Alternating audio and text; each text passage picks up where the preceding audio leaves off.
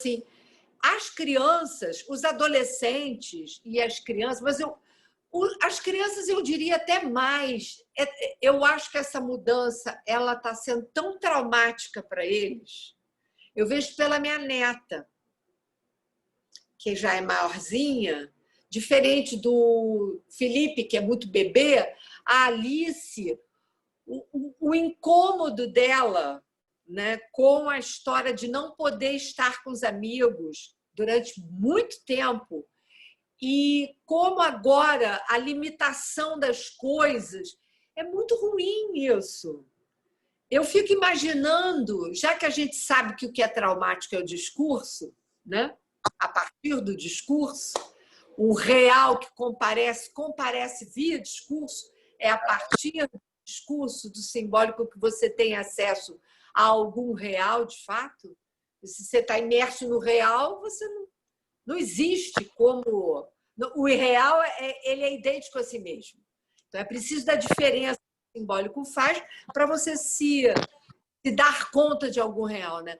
Eu fico impressionada, porque essas crianças, o que há de traumático nessa experiência tão prolongada, é uma experiência muito prolongada.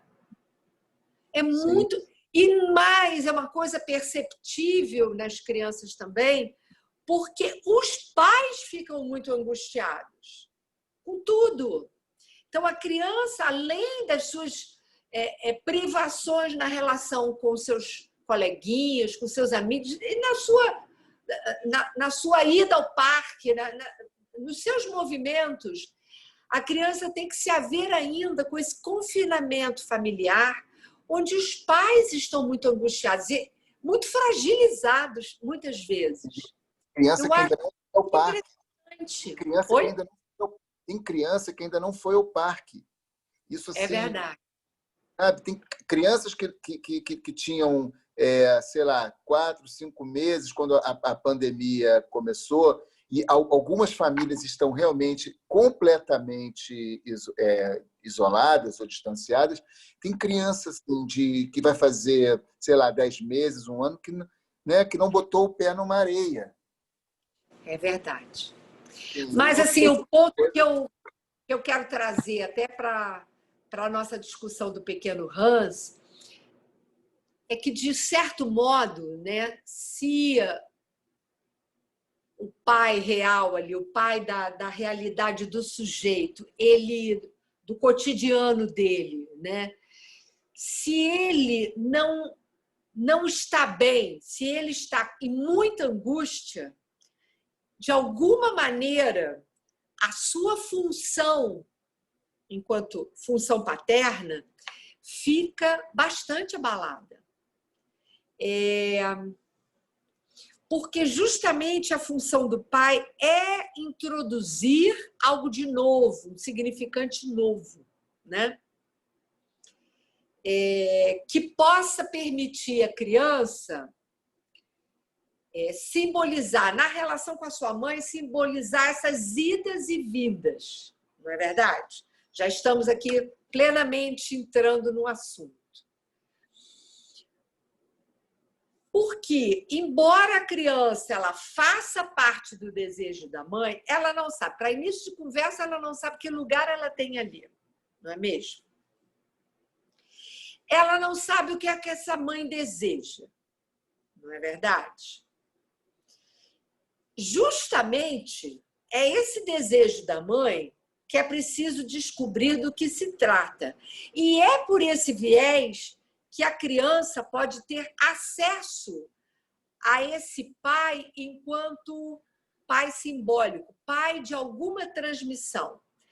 Mas a pergunta que eu acho que vale, a propósito dessa conversa que a gente estava tendo, é como, quando esses lugares estão muito em turbilhão, como é que eu posso dizer? Mexidos por conta de um excesso de angústia, como que uma criança em tenra idade, né, vai lidar com essas questões? A gente não tem como responder isso agora, mas eu diria que essa nova geração certamente vai passar por maus bocados, né? Eu acho que houve, com essa história da pandemia, e nós, analistas, temos um compromisso de, por enquanto, a gente só pode ouvir e acompanhar, mas nós vamos ter, talvez, num futuro breve, o compromisso de pensar esses efeitos. Porque isso não é para já, mas nos próximos 10 anos nós vamos ver muitas mudanças, acho eu, né? Mas, entrando aqui no nosso pequeno Hans, ele era, de fato, uma criança muito esperta. E, sendo uma criança bem esperta, ele pode ter a sorte de adivinhar, na verdade, que o X do desejo da mãe, imaginariamente falando, obviamente, é o que ela, né, a criança, enquanto objeto parcial que participa do desejo da mãe, pode se travestir, isto é, fazer-se falo para a mãe.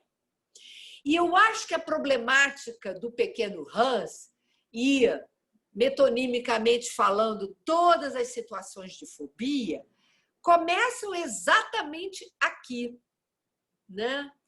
Quando ela, muito espertamente, e cada vez mais as crianças estão espertas, começa a perceber em algumas mães, não são todas, evidentemente, porque nem todo mundo é fóbico, mas, enfim, algumas mães, né, que capturam os seus filhos e as suas filhas nessa posição, né, de objeto, e elas, de alguma maneira, e a gente vai ver por quê, se camuflam aí desse objeto parcial. Ou seja, aquilo que, imaginariamente falando, pode obturar, ou melhor, satisfazer o desejo dessa mãe. Claro que a gente sabe que isso não é possível. E é exatamente por isso que existe angústia, né? Mas, justamente por isso, essa não é a via, e eu vou botar entre aspas, normal, né? Porque algo aí, justamente, não se adequa, né? Não se encaixa. Algo escapa. E é isso que muitas vezes pode gerar, e a gente sabe que no seminário, eu agora estou na dúvida se foi no 5 ou no 4, onde ele trabalha, o Hans, eu acho que é no 5, ele vai dizer que a perversão ela pode estar exatamente nesse momento aqui. Nesse momento onde a criança se vê não só por um excesso de amor, por um excesso de dedicação da mãe a essa criança e que captura a criança nessa posição, mas justamente pelo que eu estava falando um pouco antes, por uma inoperância da função paterna enquanto tal, né?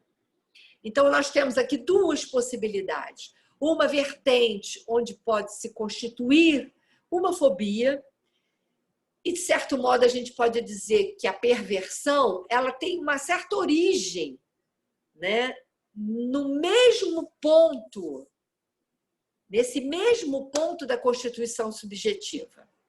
Isso é uma questão que a gente pode deixar depois para as discussões, mas, enfim, eu quero deixar isso como um ponto que me parece importante colocar aqui.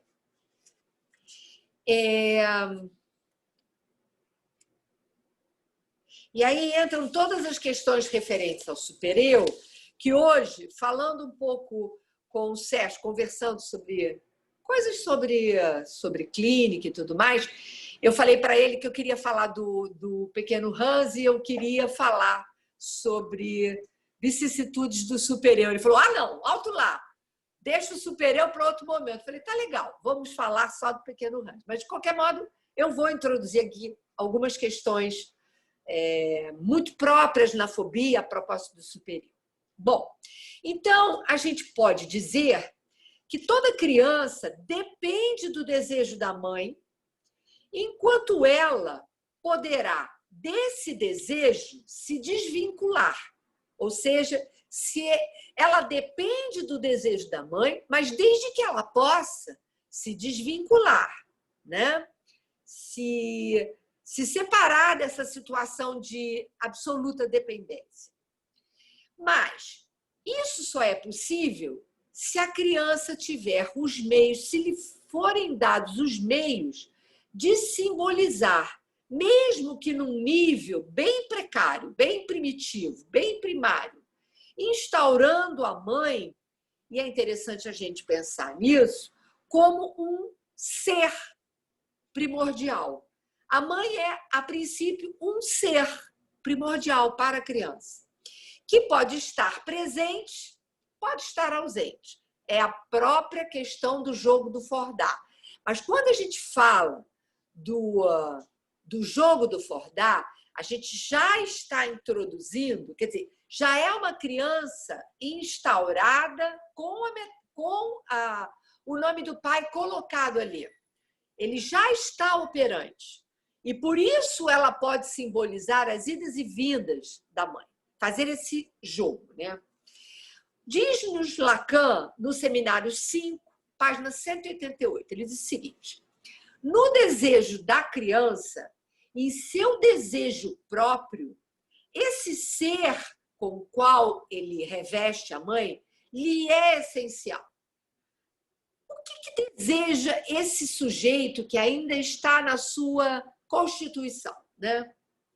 Não se trata tudo isso é Lacan. Não se trata da simples apetência, das atenções da mãe, né? Do contato físico, né? Ou da presença da mãe, mas da apetência de seu desejo. E eu fiquei completamente capturada por essa frase, da apetência de seu desejo, que vai falar dessa voracidade, né, muitas vezes materna, difícil de controlar, mas essa apetência também me remete para o modo como essa mãe pode lidar, né, também com a sua separação em relação ao seu produto. A apetência do seu desejo se coloca numa dupla vertente. A gente pode pensar numa mãe extremamente voraz, né? Mas numa mãe também desejante de outras coisas. Por que não? Né? O desejo da criança, entretanto, só pode existir na dependência desse desejo do outro. Bom, o que deseja o sujeito? Já que está se falando que o desejo da criança, ele, na verdade, vai se constituindo, né? Nesse momento, é puramente desejo do outro. Mas o que deseja o sujeito? Ele deseja desejar o desejo da mãe. Desejo de desejo, né? Ora, mas o que é que a mãe deseja, afinal de contas? Esse desejo, o desejo da mãe, ele está no mundo que a cerca. Ele é o símbolo que eu tinha falado da outra vez, sob as formas que pode tomar, afinal de contas, todo desejo, quando se trata do mundo dos falantes. O que interessa é que essa simbolização primordial, né, o que deseja esse sujeito, ele deseja o desejo do outro. O que interessa é que essa simbolização abra para a criança, no plano imaginário, esse espaço do outro, né? Esse espaço do outro e no outro uma outra coisa. A mãe deseja algo diferente, algo que está para além das necessidades da criança e para quem das suas demandas. E é aí que começa a surgir o espaço de desejo da criança, né? nessa equivocação a propósito do que ela deseja. De novo, Lacan, no Seminário 5, na página 192. Ele coloca uma questão fundamental.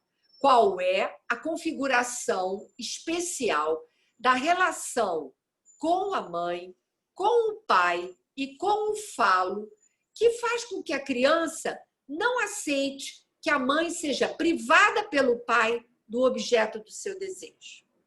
Em que medida, num dado caso, é preciso apontar que, em correlação com essa relação, a criança mantém sua identificação com o falo? Porque toda a problemática, né, nesse sentido aqui, primeiro você tem a questão do ser, para depois você pensar a questão do ter. Ter o falo como significante, como a gente sempre comenta, né? Ter o falo como significante, porque ele circula, né? Todas as questões, quando o sujeito já está instaurado e submetido à lei do significante, submetido à castração. Há uma diferença entre o que é, e isso aqui é absolutamente necessário para o acesso à castração, que a criança possa justamente perceber que ela não é tudo para esse outro, né? E ele diz isso claramente no Seminário 5, quando ele está trabalhando o pequeno Hans. Então, essa questão dessa passagem do ser para o ter é toda a problemática do Hamlet. Lembram? To be or not to be. Quer dizer, ser ou não ser o falo, cuja experiência imaginária se apresenta na travessia dessa questão, ser ou não ser o falo, e numa escolha forçada pela contingência de uma anterioridade que dá ao sujeito o seu caminho como neurótico, como psicótico ou como perverso. Por isso que eu achei importante trazer esse ponto que diz respeito não apenas à questão fóbica, mas diz respeito à constituição subjetiva enquanto tal. Há um momento onde o sujeito precisa ter recebido, né, os meios para passar dessa posição de ser o objeto para esse outro, para ter o objeto. Então, é preciso que ele decaia dessa condição de ser algo de plenamente satisfatório para essa mãe. Porque, justamente, pode acontecer de não ser uma fobia nem uma perversão. Você pode levar o sujeito a uma psicose, né? Então, a alternativa do sujeito de ter ou não ter o falo, isso implica uma passagem bem-sucedida pelo complexo de castração, que é exatamente aquilo que permite essa mudança de posição, né? Disso dependerá que o menino se torne um homem e a menina uma mulher. Revendo o caso Hans, no Seminário 4, eu me deparei com algumas afirmações que eu acho que é importante a gente discutir aqui. Primeiro, Lacan começa dizendo que a fobia dessa criança, de quase 5 anos, é uma neurose. Ele afirma. A fobia do Hans é uma neurose. Por que ele afirma isso? Ele vai se deter longamente numa análise sobre o histórico, né, da família do Hans. Então, ele diz que Hans é filho desse pai completamente transferido a Freud. A mãe também tinha uma transferência com Freud, mas a grande transferência era a transferência desse pai, né? Então, Hans é filho de um pai e de uma mãe, de um nível social bastante alto, pessoas estudadas, pessoas que tinham conhecimento da psicanálise. Vejam bem, o fato de estar em análise e o fato de se saber alguma coisa sobre psicanálise não impede que os acidentes aconteçam nas devidas famílias, né? Então, Hans é filho de um pai e de uma mãe muito amorosos.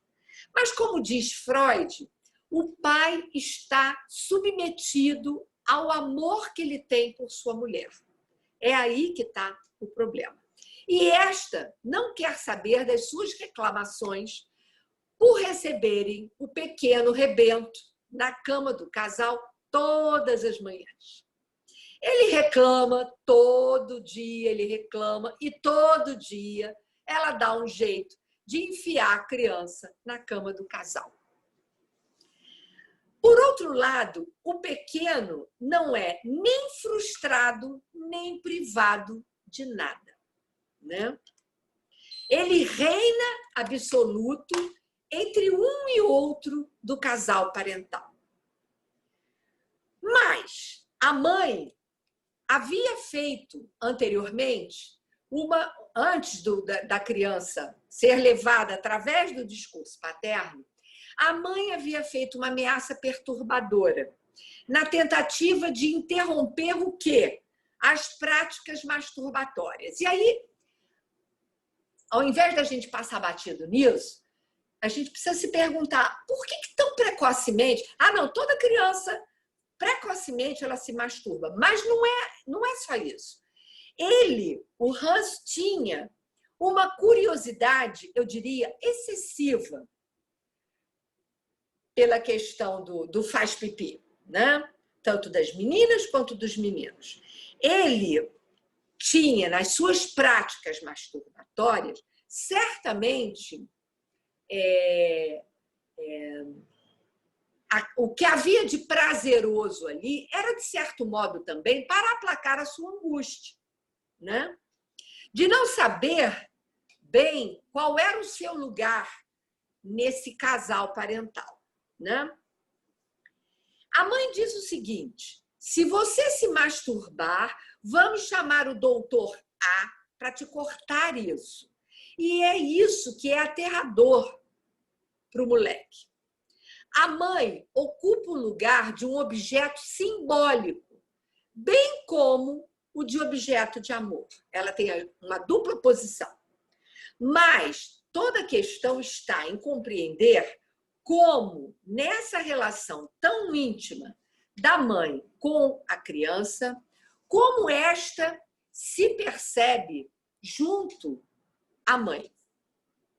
As coisas definitivamente não estão no mesmo nível, é claro, porque a mãe tem uma ascendência sobre ele, né?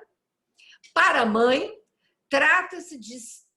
para qualquer mãe, trata-se de aceitar ser privada de seu objeto de gozo para que o menino possa passar pelo complexo de castração sem grandes problemas e aceder à sua condição de homem num futuro próximo. Só que a mãe do Hans, ela não aceita ser privada de modo algum, motivo pelo qual ela faz pouco da palavra do pai.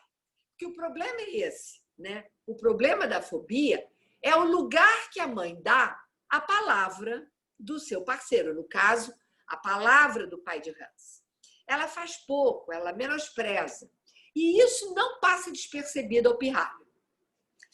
Retoma a questão colocada por Lacan no seminário 5. O que acontece com o pai real na medida em que ele pode ser ou não portador de uma proibição?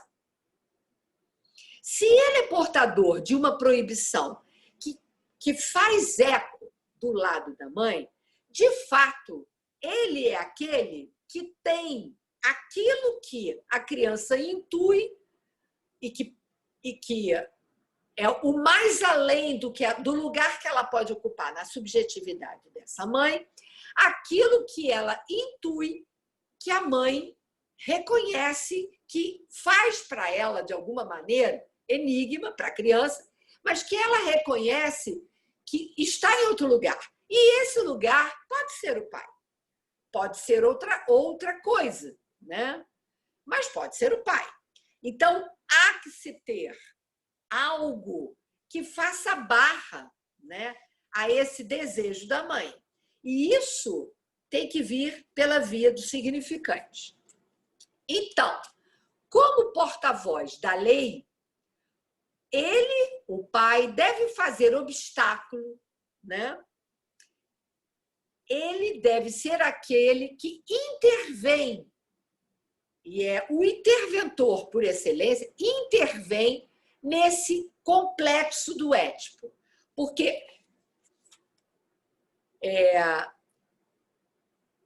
de fato, essa tríade ela só se constitui, a tríade edípica, quando há uma anterioridade, né, da colocação da lei, mesmo que isso esteja velado para a criança, num primeiro momento, é preciso que isso esteja lá, não é? Então, voltando àquilo que eu tinha falado, das idas e vindas da mãe, a partir do fordar, pode-se dizer que há um primeiro sujeito. E esse sujeito não é a criança. O sujeito, nesse momento, é a mãe. É interessante a gente pensar que, se há sujeito aí, esse sujeito tem que estar colocado do lado da mãe, né? A lei tem que ser interceptada por um terceiro, né? A lei que a mãe faz para a criança, porque num primeiro momento a mãe está no lugar da lei. E é estranho a gente pensar isso, mas ela está. Ela está no lugar da lei porque ela mesma está submetida à lei. Concordam? Então, ela está no lugar da lei. Só que a lei da mãe é uma lei perversa por excelência, né? Ela decide coisas, ela faz da criança seu objeto. Então, é preciso que o pai intervenha aí, intercepte essa mãe, para que a criança possa entender que quem faz a lei está em outro lugar. E é neste lugar ao qual a mãe também está submetida.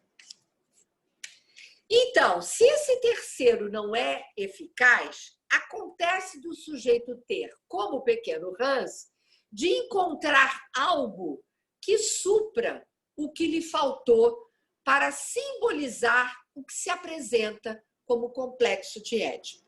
E é só por isso que entra não só o cavalo, mas a série de objetos metonímicos que vão fazer, às vezes, né, de suplência para ele, para que ele possa simbolizar. Porque, lembrem, no início eu falei, Lacan nos afirma, Hans é neurótico. Então, se ele é neurótico, ele precisa se virar nos 30 para resolver o problema de uma mãe que é gozosa, que quer ele o tempo todo ali como seu brinquedinho particular, e que a palavra do pai parece que não tem muita eficácia. Se essa palavra não tem muita eficácia, porque ela não abre mão da sua relação perversa com o filho, é uma coisa. Mas pode ser pura e simplesmente porque o pai, muito amoroso, muito apaixonado por essa mãe, deixa ela ditar as regras. Vamos ver. Então,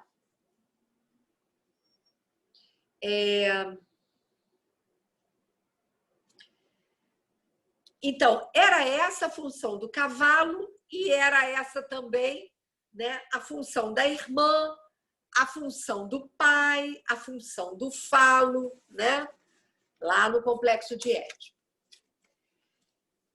E o que pode ser um pai que não se sustenta, como é o caso do pai de Hans? Hans fala de uma figura imaginária que ele inventa, cuja função seria justamente de desassujeitá-lo, fazê-lo, portanto, sair desse ponto de angústia. Por isso aparece o tal do encanador, né? O medo de Hans é, por outro lado, garantidor de que ele não é apenas um assujeitado a essa mãe, né? E é por isso, melhor dizendo, ele se dirige a seu outro, a mãe. E é fundamental que essa mãe esteja sujeitada à lei do pai. E interessa que essa função, mediada pela mãe, faça passar justamente o nome do pai. Quais são, então, os tempos de Édipo que Hans precisa percorrer e que, na verdade, todo sujeito precisa percorrer para sair dessa posição de submetimento, né, à lei do gozo, digamos em bom português? Primeiro, o desejo de desejo, isto é, poder satisfazer o desejo da mãe. To be or not to be. O objeto de desejo dela. Identifica-se ao objeto de desejo da mãe. Essa é uma etapa fálica primitiva, onde a metáfora paterna tem a sua ação, mas uma ação solitária, uma vez que se está no reino da lei e da existência do discurso. Só que a criança só apreende o que disso resulta e ela, só para atender a mãe, deixa-se ser o falo para essa mãe. Esse é, então, o tempo onde, por fixações que aí ocorrem, podem justamente ocorrer as identificações perversas, tá? Segundo tempo. Nesse segundo tempo, é o pai que intervém, privando a mãe de ter o filho como falo. É, portanto, sua lei, né, imaginariamente apreendida pelo sujeito, que priva a mãe e que, ao mesmo tempo, o frustra. Priva a mãe de manter o seu brinquedinho, né, e frustra a criança de ser esse brinquedinho. Estágio fundamental e nodal, pois, ao mesmo tempo que o separa do lugar de ser o falo para a mãe, faz da lei o seu universo. É que a mãe passa a ser percebida como dependente de um objeto que o outro tem ou não tem, o grande outro, né? O fato da mãe ser percebida como não mais fazendo a lei e, como consequência, tendo o seu objeto de desejo num outro lugar, e não na criança, isso faz da palavra do pai a sua lei, a lei para a criança, né? A lei para a criança e a lei para a mãe. Entendem isso? Então, vou repetir. O fato da mãe ser percebida pela criança como não mais fazendo a lei e, portanto, não mais assujeitando a criança nesse lugar de brinquedinho, isso tem como consequência o fato de que o objeto do interesse, o objeto de desejo da mãe está em outro lugar, está num outro, numa posição de alteridade em relação a ela e a criança, né? E, portanto, a mãe, e é isso que é interessante, a mãe não é mais vista como aquela que necessita da criança, né? Faz, portanto, da palavra do pai a sua lei. A mãe faz da palavra do pai a sua lei. Exatamente. O que não é que tenha faltado, mas que a mãe se relaciona com a palavra do pai com uma certa ambiguidade. Esse é o ponto. O problema de Hans e de resto, de todo fóbico ou de toda fóbica, é que, embora sua mãe tenha uma boa relação com o pai, ela o ama, ela é satisfeita com ele, parece, né? Ela, entretanto, não o leva a sério. A palavra, o que ela não leva a sério é a palavra, não é a presença real desse pai, é a palavra. Nem tanto porque ela não queira, mas porque ele não faz valer sua lei com energia para barrar, para castrar, né? E, portanto, permitir, incentivar, né, a entrada do filho num outro horizonte. Né? Daí que Hans fica, de certo modo, aprisionado, ele fica preso, assujeitado aos caprichos de sua mãe. E é esta a fonte da sua angústia. É esse o ponto da angústia. No caso de Hans, lembram a imagem que o Lacan nos dá do louva-a-Deus, que o macho não sabe qual é a imagem que ele tem para esse louva-a-Deus fêmea, e que essa é a imagem que ele nos traz da angústia? Então, no caso de Hans, a saída do Édipo foi, como nos diz Lacan, desfigurada. E ele fica prisioneiro do imaginário, ao invés de ter uma boa resolução e mesmo tendo sua saída do complexo através de sua fobia. Né? Isso é interessante a gente pensar, porque ele sai do complexo de castração, mas a sua relação edípica, né, ela o aprisiona numa posição onde esse Édipo não lhe dá garantias. Né? A resolução edípica aí, Sérgio me perdoe, eu não vou entrar no superior, mas, enfim, a resolução aí, o Édipo dele, que a gente sabe que o supereu é herdeiro do complexo de Édipo, mas a gente está falando dessa dupla vertente do supereu, a vertente do supereu estrutural e o supereu como efeito do complexo de Édipo. São duas coisas distintas. Né? O Édipo está submetido a algo desse supereu estrutural, o Édipo do Hans, dos fóbicos, que o impede de ter uma boa resolução, no sentido de uma boa identificação com esse pai que o permita sair da situação da angústia. Né? Chegamos, então, na terceira etapa.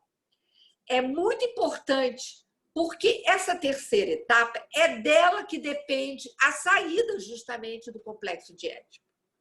O pai pode dar o falo, mas apenas como portador da lei. Só como isso. Dele depende a posse, o acesso da mãe ao falo. Ele pode dar ou não o falo, mas para tal, ele precisa dar as provas de que, de fato, ele o tem. Ou seja, de que ele é aquele que faz a lei. De que ele é... Que faz a lei não é bem o caso. De que ele é aquele que suporta a lei. Né? O terceiro tempo é o que pode dar à mãe o que ela deseja, pura e simplesmente. Porque é ele, o pai, que o possui. Sua potência é evidente. E o é no sentido genital, ou seja, de que ele, de certo modo, satisfaz essa mulher. Ou seja, a relação da mãe com o pai denota que ela reconhece nele o que ela deseja. Isso é absolutamente necessário. Nesse ponto da análise do pequeno Hans, Lacan nos diz que a instância paterna se realiza nesses três tempos fundamentais, terminando com a identificação ao pai, ou seja, a saída do Édipo. Essa identificação é aquela do ideal do eu, a que se inscreve no triângulo simbólico. E aí eu vou entrar numa questão que eu não sei se a gente ainda tem tempo. Eu estou um pouco preocupada. Será que eu tenho tempo, gente? Eu já avancei muito. Já tem 45 minutos. Posso ir um pouco só para eu finalizar aqui? Posso? Só um pouquinho. Só um pouquinho. Então, essa identificação é a do ideal do eu, a que se inscreve no triângulo simbólico, no ponto onde está o Hans, o filho. É aí que começa tudo o que será a realidade, e ao nível do pai, e que irá se constituir o que depois poderá se colocar como superior. Então, é porque o pai intervém como potente detentor do falo que o pai pode ser internalizado no sujeito como ideal do eu. Isso quer dizer que há aí uma antecipação de potência, pelo mesmo que só depois, na puberdade, ele vai se servir disso, né? Há uma anterioridade, uma antecipação de potência. A questão da saída do Édipo... Não, gente, eu acho melhor eu parar por aqui, porque eu vou falar da questão do Édipo no menino e na menina, e isso já ultrapassa o que eu tinha me proposto a trabalhar do Hans. Só para finalizar, vocês veem que eu não quis entrar na leitura ponto a ponto do caso em Freud, nem como Lacan vai destrinchando os elementos do caso, porque o que eu achei que era importante trazer para vocês hoje, para a gente finalizar, é claro que eu estou finalizando parcialmente, a gente pode retomar isso de outras maneiras em outros momentos do seminário, mas eu achei que era muito importante falar dessa passagem do complexo de castração para o complexo de Édipo e trazer o que pode ou não aprisionar o sujeito, né, nessa posição de assujeitado a esse desejo da mãe. Não completamente, porque essa criança não é psicótica, essa criança é neurótica, né? Mas eu diria que essa posição da placa giratória é exatamente essa equivocidade em relação à função paterna, à palavra de lei do pai. É isso que pode problematizar para uma criança e fazer com que ela fique justamente nesse aprisionamento objetificado, né? E não ter completamente simbolizado o que é esse significante em nome do pai, né? Eu vou parar por aqui e deixar vocês colocarem as questões.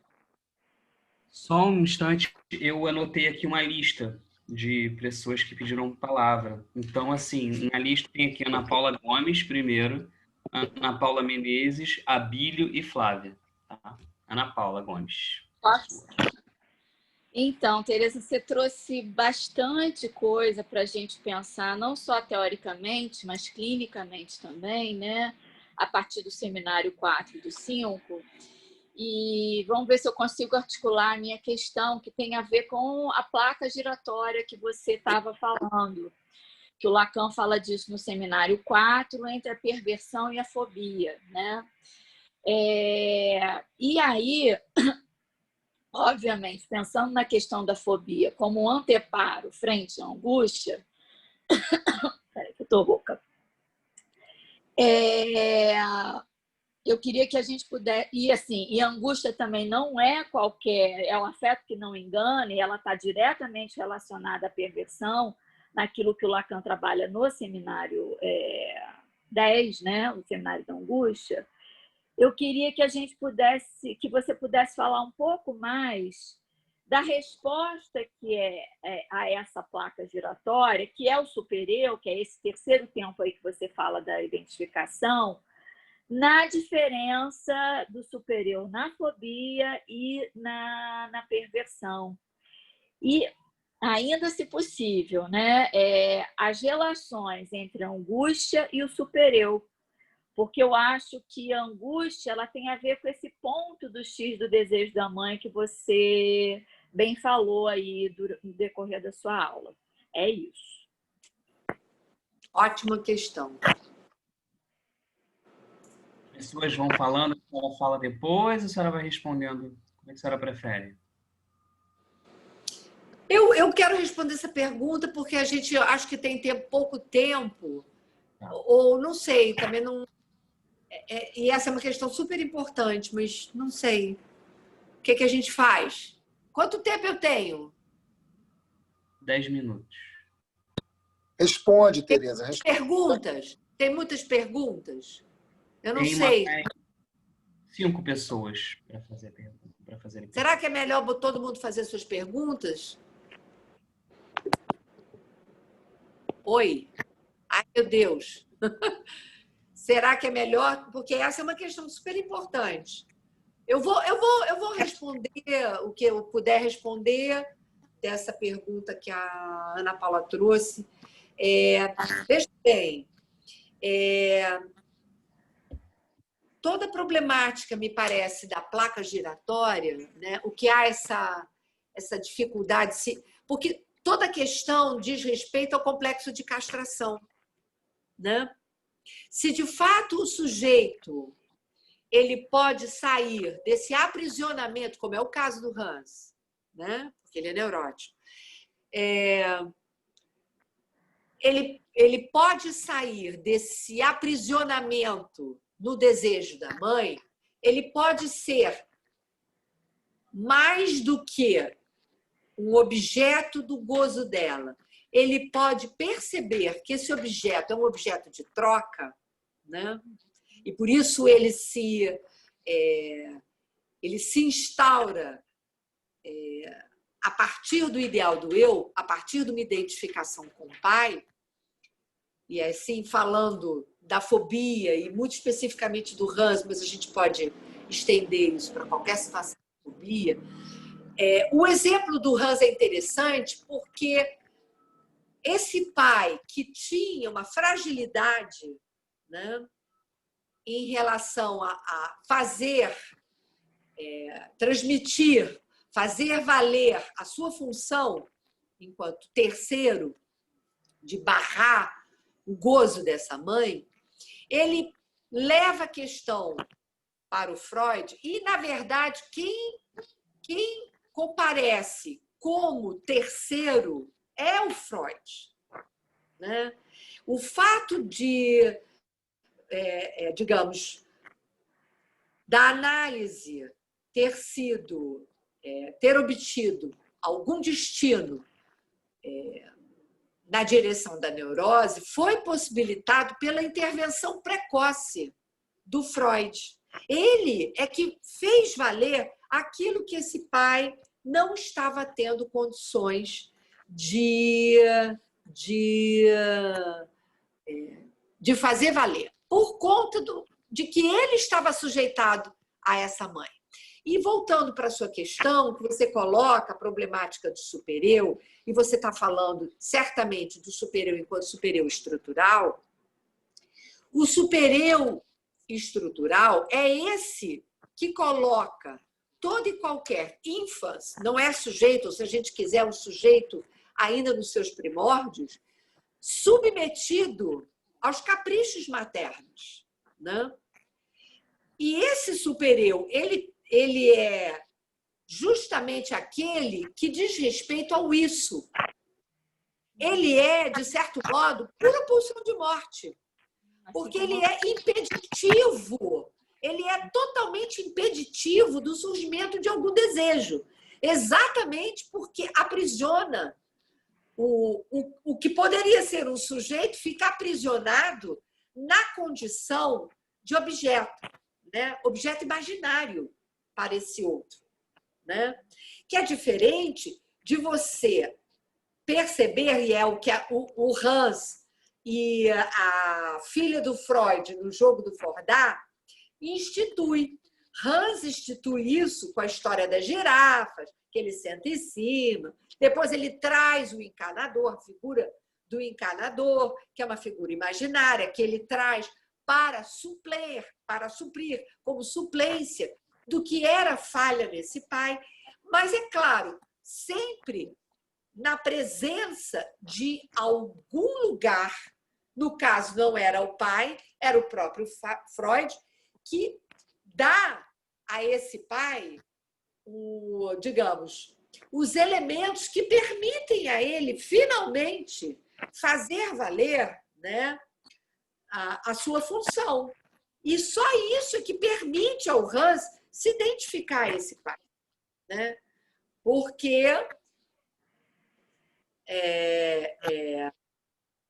o pai do Hans estava completamente submetido a essa mulher que não que ela quisesse simplesmente ser.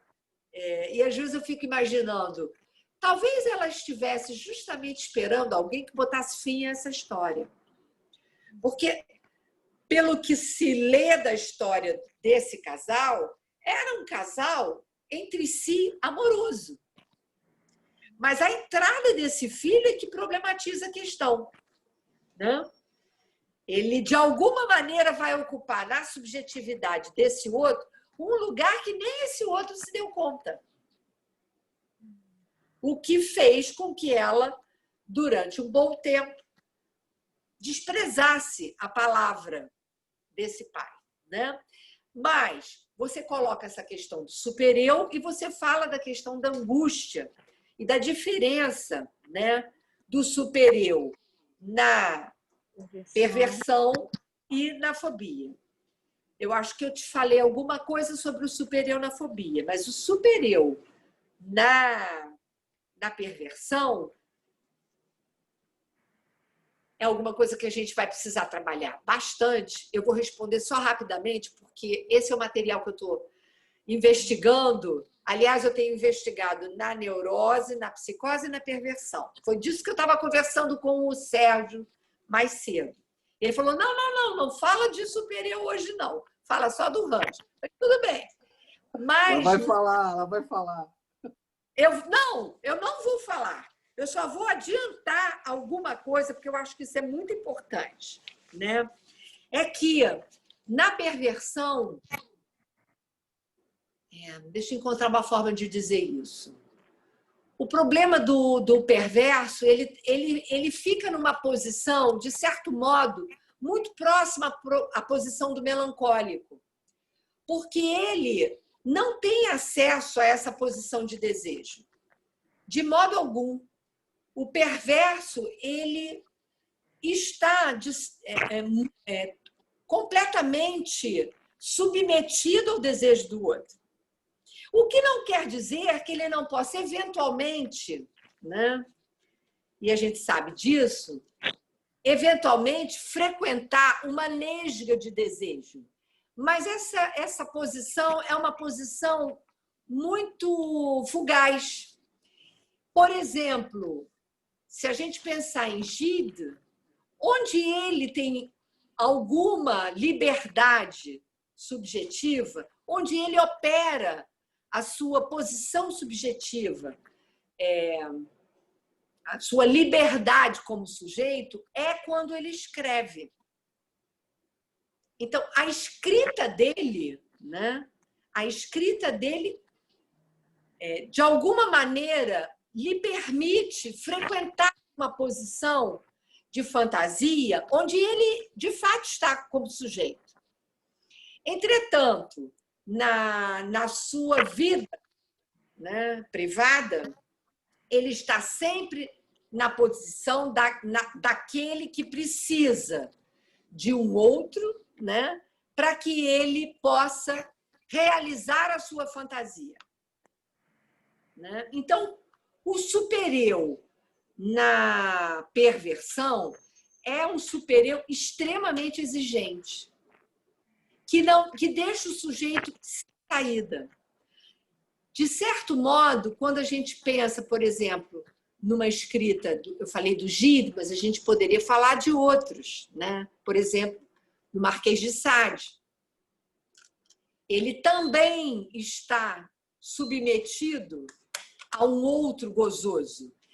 Mas qual é a diferença entre esse super-eu e o super-eu na perversão, na psicose? Né? É que na psicose justamente não há o sujeito. Aqui, a produção do sujeito, na perversão, se dá, e é essa exigência superegóica, voraz, que exige que o sujeito sempre pratique o mesmo ato. Porque é neste ato que ele pode, num momento, numa fugacidade, num minuto, estar, né, submetido a algo da fantasia. Porque ele mesmo está sempre como objeto para esse outro. Ele faz comparecer a divisão subjetiva no outro, no seu parceiro. É uma resposta bem precária à tua pergunta, porque a tua pergunta é super importante. Mas, enfim, o Sérgio me interditou. Então, eu não vou falar muito disso. Já me botou no lugar de super-eu, não? Sim. Quais as outras perguntas? Ana Paula Menezes agora. Pode abrir seu microfone, Ana Paula. Tereza, boa noite. Boa noite. A minha pergunta, na verdade, até coloquei aqui no chat, eu estava morrendo de vergonha. O que acontece? Eu sei que vocês entendem isso perfeitamente, né? Mas eu ainda tenho muita dúvida, é uma incógnita, vamos dizer assim, uma coisa que ainda não está muito claro quando a gente fala do falo na psicanálise, né? Ou seja, seria essa falta. E aí, como é que a gente pode, na verdade, entender o falo na construção histórica da psicanálise? E é assim, que momento Freud pensou nessa palavra?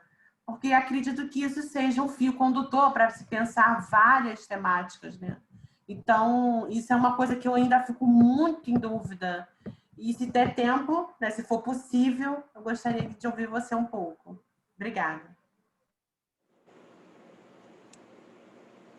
As outras perguntas. Eu acho melhor colocar todas as perguntas.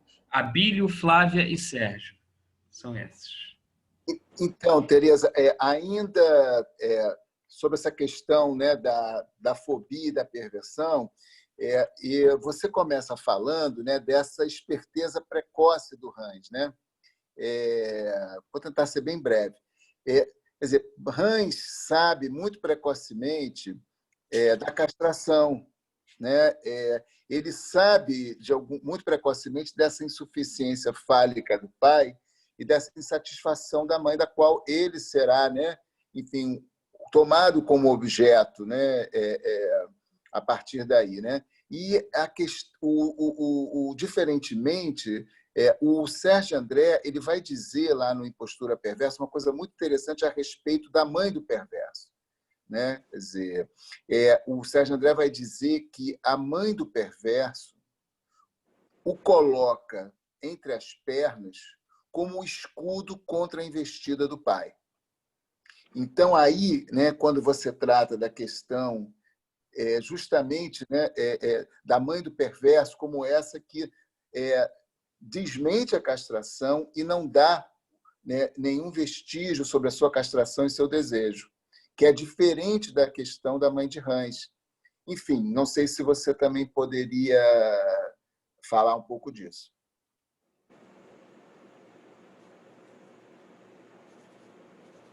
Flávia.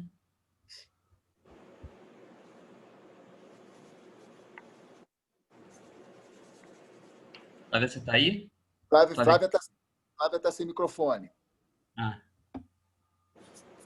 Abre aí, Flávia. Desculpa. Então, Tereza, eu queria que você falasse um pouco mais sobre a questão da suplência, da fobia como suplência, né? Assim, porque, como você mesma colocou, se trata ali de uma neurose, né? Então, assim, a gente tem a questão simbólica no cavalo como significante, mas tem também a questão imaginária, né? Porque a fobia também impediu o Hans de sair de casa, por exemplo, colocava um limite imaginário concreto, né? E aí, se você pudesse também, porque assim, falar um pouco também da suplência no Joyce, né? Também. Não.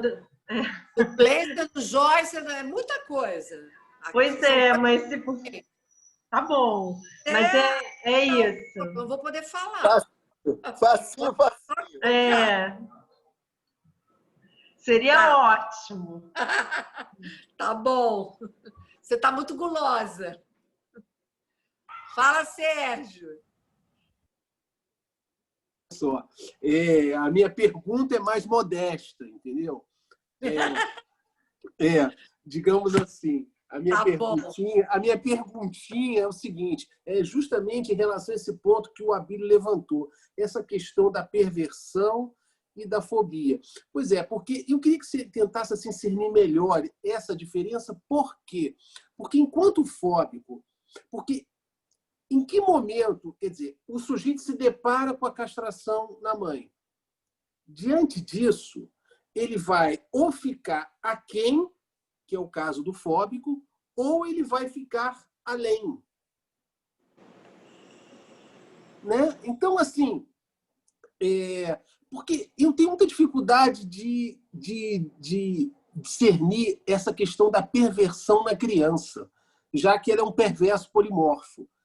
Né? Então, é difícil a gente discernir na clínica essa questão da perversão na criança.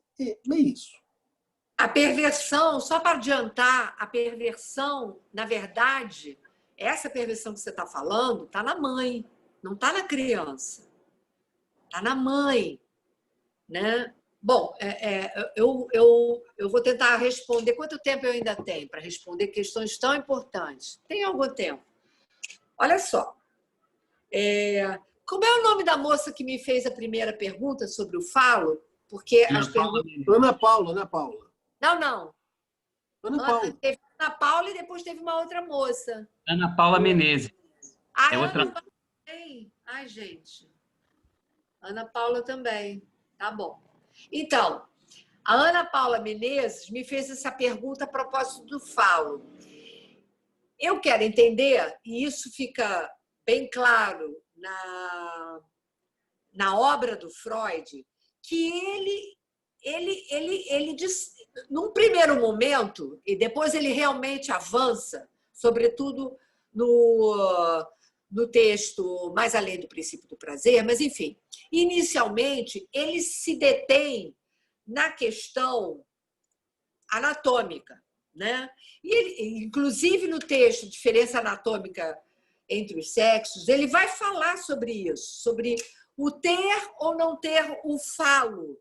O falo considerado, num primeiro momento, a primeira imagem, a primeira apreensão do falo, que Lacan vai trabalhar depois como falo simbólico, a primeira apreensão se dá na diferença anatômica, né? Ter ou não ter o pênis. Claro que essa é uma apreensão imaginária, mas ela é extremamente importante, porque a partir dessa diferença, né, que vai se efetivar, metonimicamente falando, todas as outras elaborações a propósito da diferença, né? Do ter, primeiro, ser ou não ser o falo para esse outro, que é esse outro materno. Num primeiro momento, não há distinção entre a mãe e a criança, né? Mas, na melhor das hipóteses, se esta mãe está submetida ao simbólico, se ela está submetida à lei, ela faz passar, até porque ela não está o tempo todo ali, ela faz passar para a criança que essa criança não é tudo para ela, que há um lugar onde, efetivamente, ela deseja outras coisas, para além da criança. O olhar dela, portanto, não está, meduzantemente falando, só na criança, né? Então, essa ideia do falo imaginário, do falo simbólico, é que toda apreensão do simbólico, portanto, do símbolo falo, precisa passar por isso que o Lacan no seminário, se não me engano, 4, ele vai trabalhar como o triângulo simbólico e o triângulo imaginário. No primeiro, ele vai falar dessa apreensão imaginária do falo, que se dá através da mãe. A criança apreende o falo imaginariamente através da sua relação com o seu outro, que também, de algum modo, pode ou não estar submetido à lei, né? Pode ou não aceitar a castração, pode ou não fazer dessa criança o seu objeto, reintegrar essa criança, né? Fala, Alexandre, o que você vai dizer? Você está se aproximando. Então, a questão que o Abílio coloca, de certo modo, conversa com a pergunta que a Ana Paula Gomes colocou e também com a questão que a Ana Paula Menezes coloca. Porque o que o Sérgio André diz, que a mãe coloca o filho como escudo, né, contra o pai, eu escuto que, na verdade, ela mantém o filho como seu objeto imaginário, né? Aquele objeto que a satisfaz para além da presença do pai. E, de novo, voltando para o exemplo do Gide, se vocês lembram bem, eu agora esqueci o nome da psicanalista que trabalha Gide, Mishima, Catherine Millot. Catherine Millot, quando ela trabalha o Gide, ela fala da mãe do Gide. E ela vai dizer, justamente, que a questão da perversão, e no caso o exemplo é o Gide, é que essa mãe, ela tampi para o filho, ela não está, de modo algum, ela deu um lugar a ele de reconhecimento. Ela faz dele, de algum modo, um objeto de uso. E eu diria que todo o problema da perversão é esse. Se esse objeto de uso é colocar o filho como escudo contra o pai, é uma interpretação. Mas talvez a gente pudesse pensar que, na verdade, o problema da perversão é que a criança não sai desse lugar, né? Não só de objeto imaginário, mas ela não acede a uma posição de sujeito, de fato. Ele fica identificado, aprisionado a esse lugar de objeto. Tanto é que ele passa pelas 3 identificações, mas a gente sabe que há uma regressão. Na perversão, há uma regressão a esse momento, né? E, por isso, o perverso, ele não aceita a castração. Então, ele passa pelo Édipo, mas ele passa e fica, na verdade, retido nessa posição de objeto imaginário. Não sei se eu te respondi, Abílio. Abílio. Oi, Tereza, desculpa, eu demorei aqui a tirar o microfone. Isso mesmo, ótimo. Ótimo. Porque a gente tem que trabalhar mais essa questão, porque eu acho difícil. A pergunta da Ana Paula é muito interessante, a Ana Paula Gomes, porque é difícil da gente entender qual é essa diferença, entende? Por mais que a gente trabalhe teoricamente, é difícil. Não é muito simples na clínica você fazer essa diferença. O que eu entendo, o que eu entendi até agora, é que, de fato, na perversão, e isso distingue da fobia, é que o fóbico, ele sim, ele tem acesso à lei. Mas é uma lei fraca. Na perversão, é a mãe que faz a lei. Sim. Mas, Tereza, eu posso fazer só um adendo que eu acho importante? Não, tem uma coisa importante que a gente também teria que desdobrar, e seria uma discussão maior, é que no mecanismo da Verleumdung, né, da denegação, a gente tem, ao mesmo tempo, né, o reconhecimento da castração e a denegação da castração, né? Então, o perverso, ele não está na posição perversa o tempo todo, né? Não. Ele está... A ação com a fantasia que é perversa. Ele é perverso na montagem da cena perversa, ele está na posição perversa, né? Então, a gente tem que levar em conta também que a Verleumdung, ela é o desmentido da castração e, ao mesmo tempo, o reconhecimento da castração. Então, ele só pode desmentir porque ele reconheceu. Isso. É Né? Mas aí é que está uma problemática, porque se e isso que faz ele voltar à mesma cena, necessitar da mesma montagem, é porque ele está aprisionado a isso. É como se ele... E daí também uma certa posição melancólica do perverso. Porque ele, na vida, ele tem, na verdade, duas vidas. Ele é impotente, né? Ele é impotente, fora da Ele é um impotente, exatamente. Ele leva uma vida à margem da vida, né? Ele tem uma vida comum, mas ele tem uma vida privada da qual ele é absolutamente escravo. É como se ele precisasse voltar de novo a isso que, no complexo de castração, não se efetivou. Ele volta à mesma situação, buscando uma saída. Mas a resposta fantasmática é sempre a de que ele está aprisionado. Por isso, ele tem que retornar à mesma cena, né? Sim. A Flávia me coloca a questão da fobia como suplência. Então, essa é uma questão bem interessante, porque ao que a fobia faz suplência? A essa fragilidade do pai, né? Dessa lei do pai que não está, ela está lá, mas ela não está na sua eficácia completa. Então, na verdade, ele precisa erigir um objeto fóbico, seja ele qual for, exatamente como garantia de separação entre a criança e esse outro materno.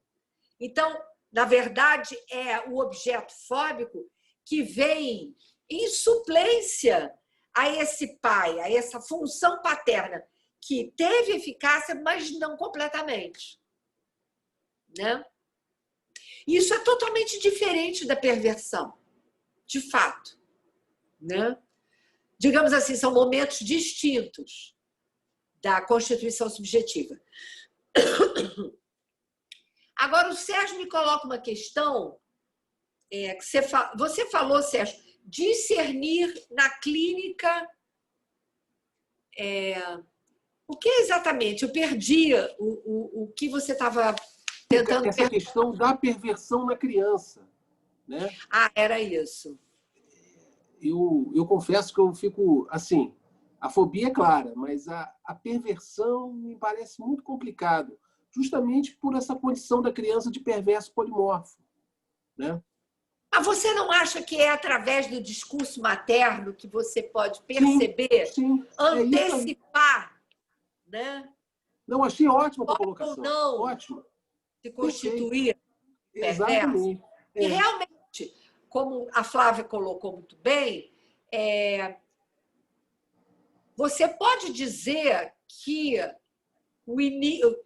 digamos assim, os pródromos, né, da perversão é também fóbico.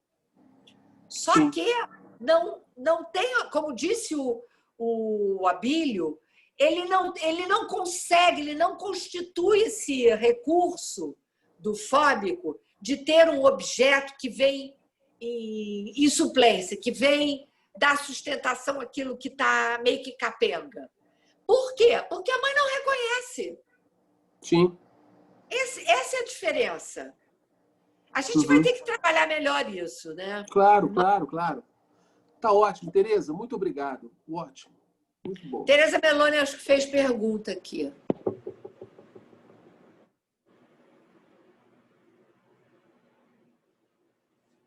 Acho que tá bom, né? Eu posso Tereza, falar. qual a pergunta que a Tereza colocou? Sabe-se que a rápido. função paterna incide no desejo da mãe de forma insuficiente. Qual seria a diferença dessa fragilidade que você fala? A fragilidade Você entendeu também a pergunta? é a função do pai. Né? Você Na entendeu a medida que pergunta? Entendi. Acho que sim, Tereza, não sei. A fragilidade está exatamente porque esse pai não consegue botar uma barra nessa mãe. Não completamente. Mas é exatamente isso que eu pergunto, porque a gente sabe que esta barra que o pai põe, ela não barra tudo. Algo Sim. resta do desejo da mãe. Então, eu queria saber qual é a medida em que essa barra, que não barra tudo, seria o normal, o esperado, e essa fragilidade.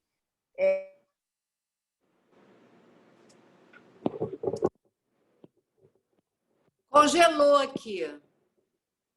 Congelou para mim. Travou, Travou. Congelou. Congelou. Congelou para todo mundo ou só para mim? Para todo mundo, é a conexão dela que não deve estar legal. Vamos parar por aqui, ó, e vamos deixar a questão da Tereza, que é super interessante, para a próxima. Tá? Ok. Tá certo, então. Valeu. Tchau. Valeu, Tereza. Ótimo. Tchau. Boa noite. Obrigada.